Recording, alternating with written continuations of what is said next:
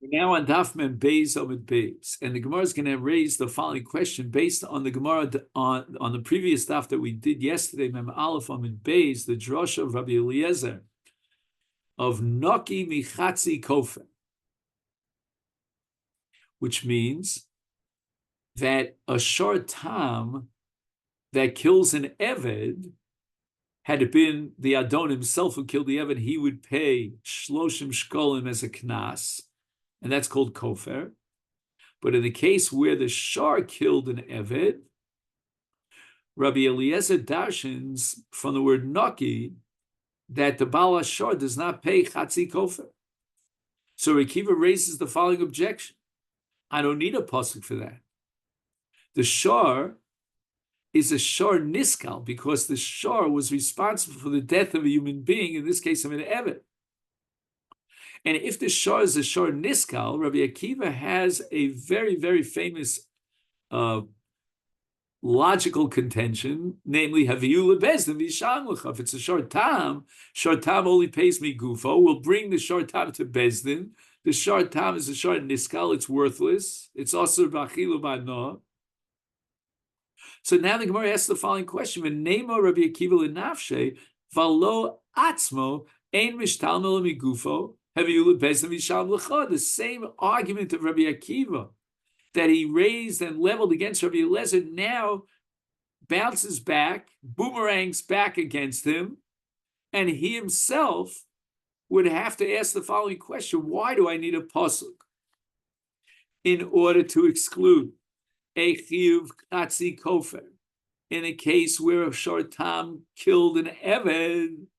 Let's just bring the shartam to Bezdin, and let's see you collect shloshim shkolim from the gufo shel shar. It's a shar tam, it's mishtalimi gufo, and the guf of the shar is worthless. So why did Rabbi Akiva raise this objection to Rabbi Eliezer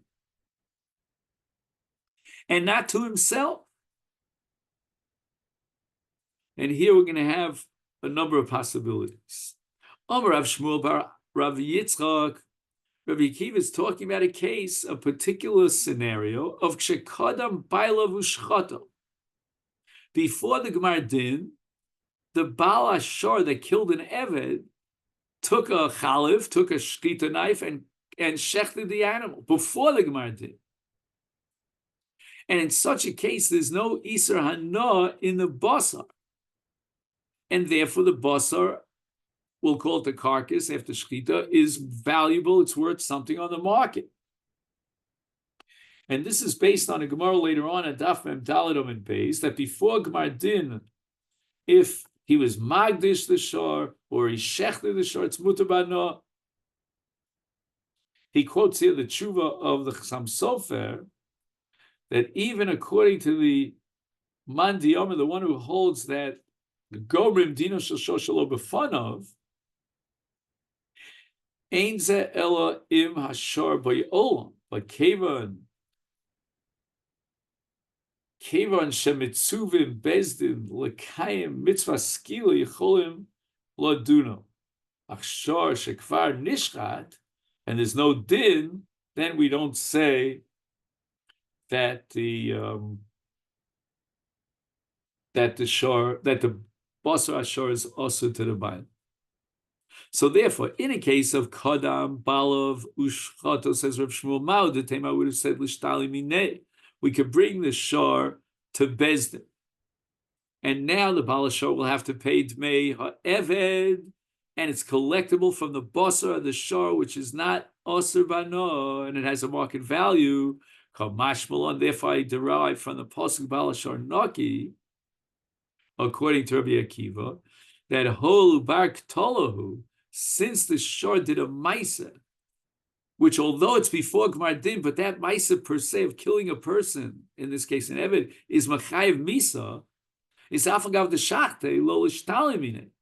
Even though he shechted in the Basar is Mutar B'ano, he's not Chayev to pay Dmei Ha'eved, even though the carcass, the dead animal is worth something. It's Mutar B'ano if he shechted before Gemar Din, but nevertheless, despite the fact that there's room here to collect the the kofer for the killing of the Eved from the guf hashar, the Torah says ubal hashar noki.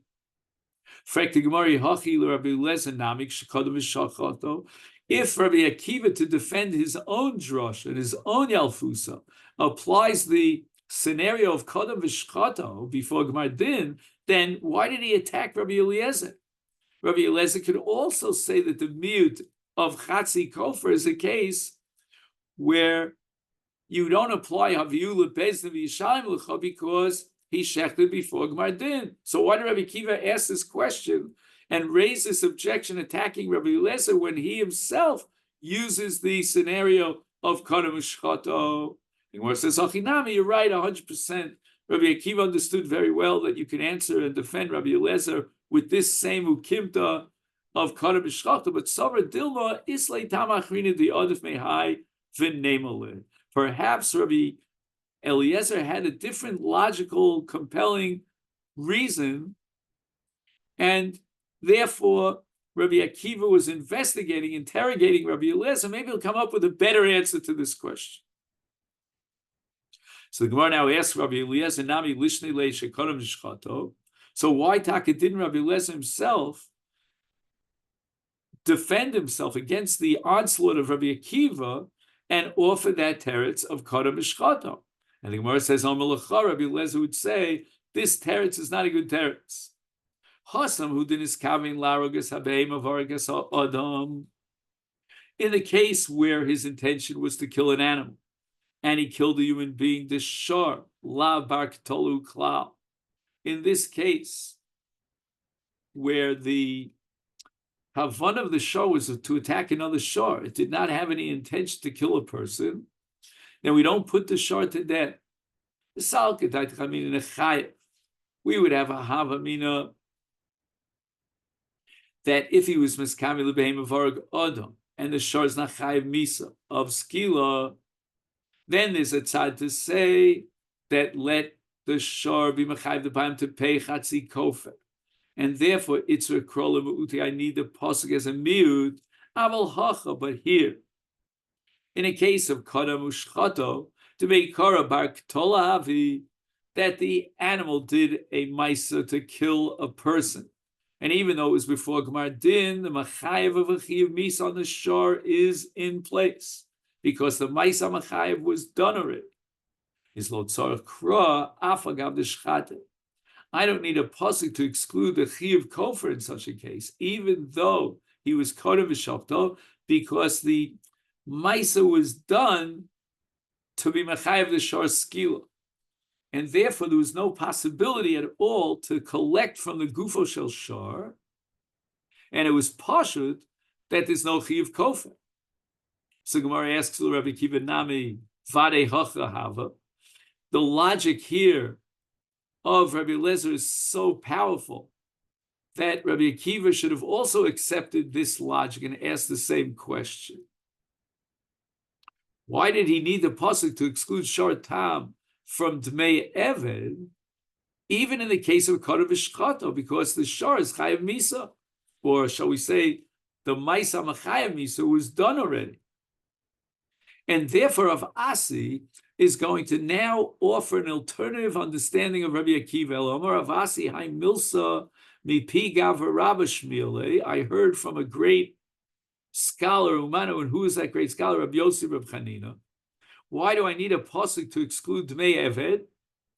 I would have thought, Hoil via Amar Rabbi Akiva, Af Tam Shechavel Bi'anam, Mishalim V'Mosar Nezek Sholem, when the Torah differentiates between a shor tam and a shor muad, that a muad pays Nezek Sholem, and a shor tam only pays Chatzi Nezek. That's a case of a shor that attacks another animal. But in the case, according to Rabbi Akiva, of a shor that attacks a human being, then the chiyuv tashlumin, even though the shor is a shor tam, is nezek shalem. And therefore, let's say there was a brawl between a shor and an adam. The shor injured the adam. The adam, in self-defense, injured the shor, and there are therefore the two losses here, two nezikim. There's a nezek to the adam, and there's a nezek to the shor. And now we evaluate the loss that each one suffers, the Adam and the Balashar. And we come to the conclusion that, let's say, this would be 100, this would be 50, and we subtract the 50 from 100, and he pays the 50. So let's say, for example, the chavala of the shor to the Adam exceeded the loss to the shor by 50, then the Bala Shor, despite the fact that the shor is a shor tam, will pay the full 50. So Rabbi Akiva understands that a shor tam that's chovel be Adam pays nezek sholem like a shor amud, even though this is the first offense. And therefore, I would have had a Havamim to say that even if the shor was nogech and eved, mishtalim namit mea eved mea alya, since Rabbi Akiva holds that when a shor kills an Adam or attacks an Adam, he pays nezek sholem, I might think that he pays min aliyah, meaning you're treating him in mamish like a shor muad. Is Kasar Rachmana Balashor Naki to teach me? So again, in the Havamim, we would say Mishtalim Nami Tmei Eved Me'aliyah. The Tmei Eved should be paid from the Nechasim of the Bala Shor Hamur that killed the Eved, even from a Shor Tam, as if it were a Shor Hamur. And therefore, we need the Pasuk Bala Shor Naki to teach me that there's a Ptur of Tmei Eved, even in the case of Rabbi Akiva, who holds that a shor tam pays nezek sholim when it kills an eved. Amalei Rab Zera says to Rav Asi, wait a minute, v'atavri Rabbi Akiva l'gzize. Rabbi Akiva himself took his egrof, his fist, and he broke it, meaning he limited the din of a shor tam that pays nezek sholim for attacking a human being. The sanya, as we learned in the Brisa, Rabbi Akiva Omer, since we said that a tam shechavel b'adam pays nezek sholim yochel, I might think yishalim in aliyah, that we're going to apply the halacha of shor muad straight across the board, without exception, even to the halacha of min aliyah. Talmud lomar ki mishpat hazeh yasalo, which means that the chiyuv that we impose upon the shor for its damaging its attack to an adam is yasalo. What is yasalo? Ala shor bilvat, only on the shor, yasalo, which means that you collect from the gufo shel shor, mi gufo mishalim v'ein mishalim min aliyah. So we see that even according to Rabbi Akiva, he only pays me gufo. And therefore, if he only pays me gufo, and the shor is chayav misa for killing an eved, it's a shor niskal, then we're going to apply Rabbi Akiva's logic of aveyu lebezdin yishalem lecha. What are you going to collect from? This shor is not worth anything. Elam or Rava therefore reinterprets the view of Rabbi Akiva Itzrach. I need the pasuk naki according to Rabbi Akiva to exclude a shor that attacks and kills an eved, and you don't have to pay the Tmei Eved Salka. That's what I would have thought.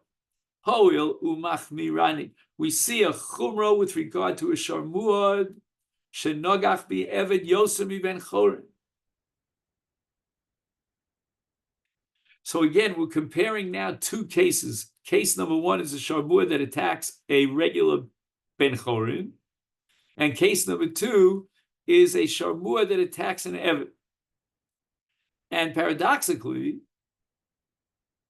we're going to be more machmer in the case of the eved.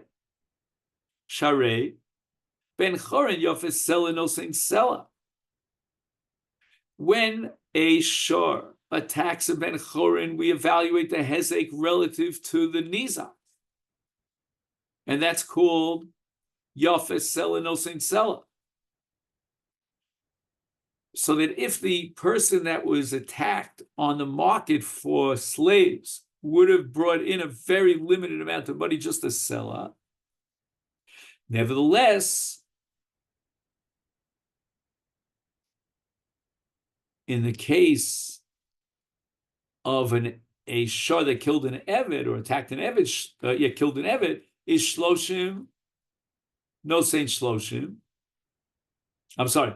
In the case where the shor attacked a Ben Chorin, it's going to be relative, right? If the Ben Chorin is worth a sell, you pay a sell. If the Ben Chorin is worth Shloshim, you pay Shloshim. Ve'ilu Eved, but if the shor killed an Eved, even though the Eved is only off a seller, no saying Shloshim, he has to pay the full kofer of Shloshim. So once the Torah indicated a certain chumrah in the case when a shor killed an Eved, therefore, I might assume, and make the logical jump, shemishtalim nami dmei Eved min aliyah, that maybe we should collect the dmei Eved from the aliyah, not limited to the gufo shel shor. And let's have a chumrah here that you pay mina aliyah. Is Kosav Rachmana Balashon Naki. Therefore, says Rava, we need the Pasuk Balashon Naki to tell us that he's potter from Tmei Eved. Tanya Kavasi, the Rava, we have a brisa to support Rava, Balashon Naki. Rabbi Akiva Omer Naki Mitmei Eved. Now, why do I need a Pasuk to exempt the Balashor from Tmei Eved? Hello, Dinu. I would have applied a logic. Hol v'chayev be Eved, you pay Shloshim Shkolim. V'chayev Ben Chorin, you pay Kofer. According to the value of the Ben Chorin, as we evaluate his value. Ma kishechayev be Ben Chorin. Chilakta bo ben tam lemuad. A tam is potter from Kofer. And a muad is chayev kofer, is af kshachayev be Eved, in the case where the shor killed an Eved and the shloshim shkolim shel Eved, echalik bo ben tam lemuad. The tam should be potter from shloshim shel Eved, and the muad should be chayev. So again, we have a havamina to say that there should be a chiyuv of Shloshim Shel Eved. V'yodin, furthermore, Kal v'chomer. Uma ben chorin, shenosein kol shavyo.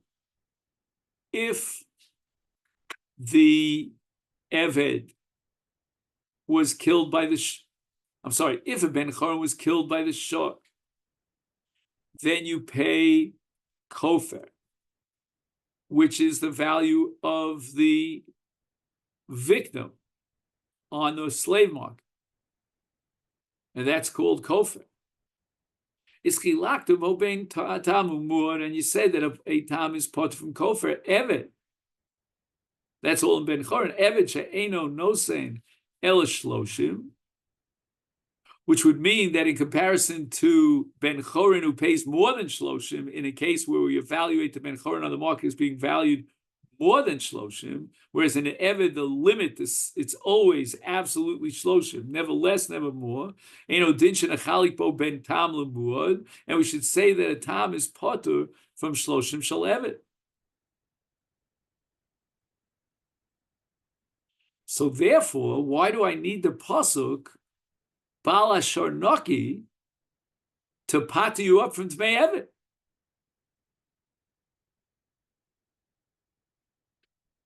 In the case of a shor tam that killed an Eved. So this is Rabbi Akiva asking a kasha, so to speak, on himself.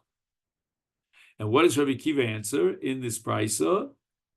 Lo, we're not going to darshan this, we call it a Bamematzina, the Kal v'chomer, to pater him up. Why? Because we found the exact opposite. Yeah, you might say that the Eved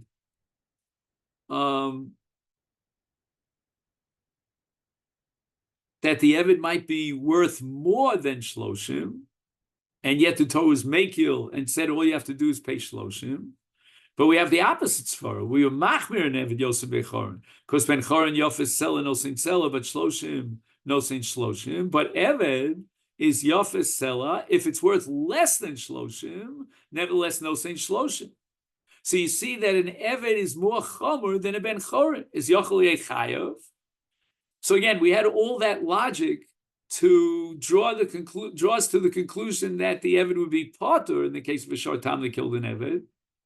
But now we're saying Fakir, just the opposite. We have a logical, compelling reason to say that the Torah should be more Machmir in Eved than in the case of Ben Chorin, and therefore the Baal Ashar Tam should pay Shloshim Shel Eved Tam Lomer Baal Ashar Naki Mitmei Eved, and that is the derivation of Rabbi Akiva that in the case of a short time that killed an Eved, there's no Chiyuv Shloshim.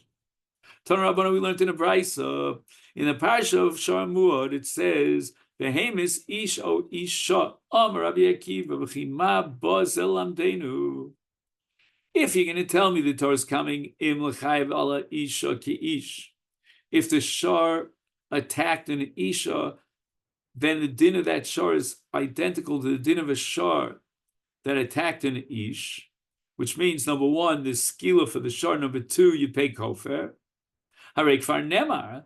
The pasuk already says in that same chapter in Shmos Chaf Aleph, ki yigat shares ish os isha. So that's the introduction to the entire parsha, and that includes isha to have the identical dinim as an ish. If the shar victimized and attacked an isha, Ella, but rather this pasuk of Behemis ish o isha lahakish is coming to set up ekesh isha leish. Ma ish nizakav liyarshav. If the man was killed by the shar, then all the payments, the compensation are transferred over to the yarshim, the heirs of the person, and they will inherit the tashlumi nezek. Is af isha nizakel yarsha. You might think that since she's a married woman, then if she was killed by the shar, then all the payments should go to her husband. No, the Torah is equating isha and isha as far as nizakav liyarsha. So the yarsha isha, not the Baal, because again, it might be a second marriage, will inherit the nizakim. The Gemara asks, "V'sover Rabbi Akiva lo yoris labal." The Baal doesn't have rights to inherit the nizikin of his wife, but rather it circumvents the Baal and it goes to the Yorshim. For Tanya, but what about the Brisa? The Brisa is darshaning a pasuk in Parshas Matos, in the Parsha of Nachla, and it says there, "V'yoresh osat," and we derive mikan shabal yoresh is ishto de Rebbe Akiva. So Baal inherits his wife. So why should we say that the Baal cannot inherit the nizakim of his wife, the compensation for nezek? And Reish Lakish says, I can reconcile Rabbi Akiva, Rabbi Shlokish, Lo Omar. Rabbi Akiva didn't say that the Baal is out as far as Yerushas Nizakim. Ela Kofer, it's a separate din in Kofer. And the question is, why should the din of Kofer be different than every other tashlum? And any monies that accrue to the wife that automatically are transferred over to the ish, to her husband. Because the payments of kofer only apply after the death of that person who was attacked by the shar, and in this case, a married woman was never killed by the shar. B'havile roy, the chiyuv kofer is only chal yachar misa. So it means that she didn't have that money. It was never muchzak biyada, because the entire chiyuv of kofer is generated after her death, posthumously. It's only roy. And we have a principle that ain't a Baal noto b'roy kimim muchzak. The Baal does not inherit from his wife that which is roy, meaning it will come into fruition after Achamisa. And in that sense, the Baal is like a Bechor who doesn't take Pishnayim in roy. My timer, how do we know that the Chiyuv Kofer is only Liachar Misa? So maybe it's simultaneous with the death, Kitov Yodaban Kachas, My krava hemis ish o isha hashar yisakel v'gam v'olav yumas im kofer yushas olav. So the pasuk is clear that the chi of kofer is liachar skila, because it says that sakel hashar yisakel, and then im kofer yushas olav. So the kofer is only generated after this the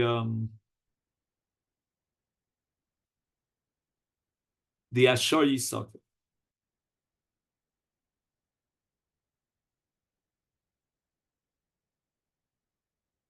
And now, if the shar is put to death through skila, that can only be liachar misa, because the shar is only put to death because it killed a person.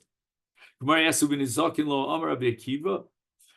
telling me, Reish Lakish, that in other nizakin, not in the case of kofer, then a husband would inherit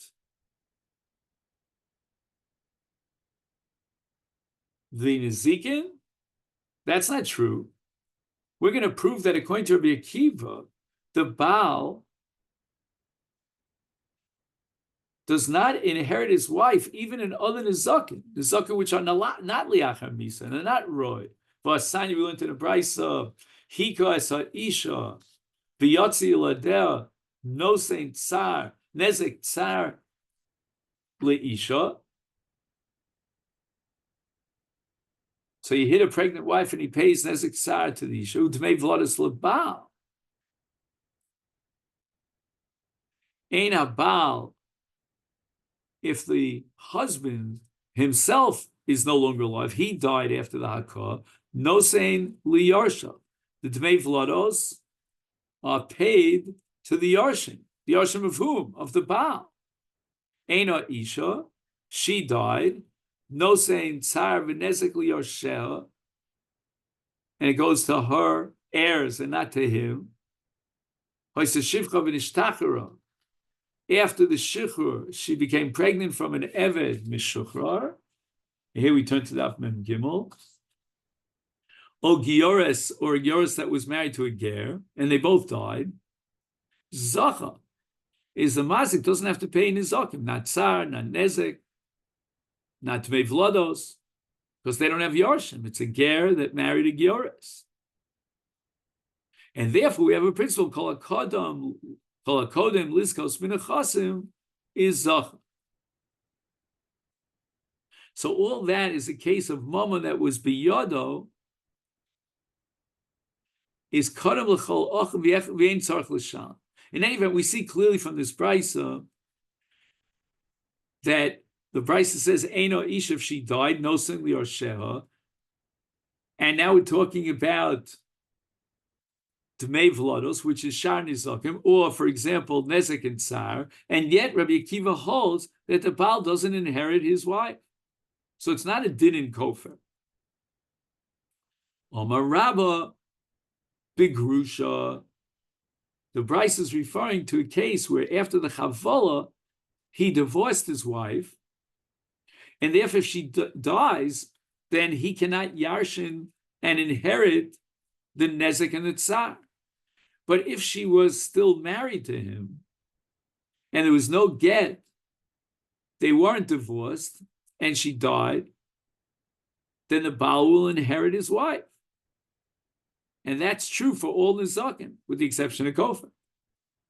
Of Nachman, so too we have a statement of Rav Nachman interpreting this price of Big Grusha. Amri, and with this we'll conclude for today. Grusha nami tiflog b'dmei v'lodos. If you're talking about a grusha, why does the Brisa say that the dmei v'lodos go to the Baal? If he divorced her, then she should receive and pocket the dmei v'lodos. The dmei v'lodos only belong to the Baal because it says kasher yoshis olav Baal ha'isha. The Torah was only mezakeh him in collecting the mevlodas because he's married to her and he's Bala Isha. But after Gerushin, he's no longer Baila. So that's the Gemara's kasha. And Rav Papa offers an answer. Torah zichsa d'mei v'lodas lebal afilu bo'le biznus. He was never married to her. He had a relationship with her biznus, and she became pregnant.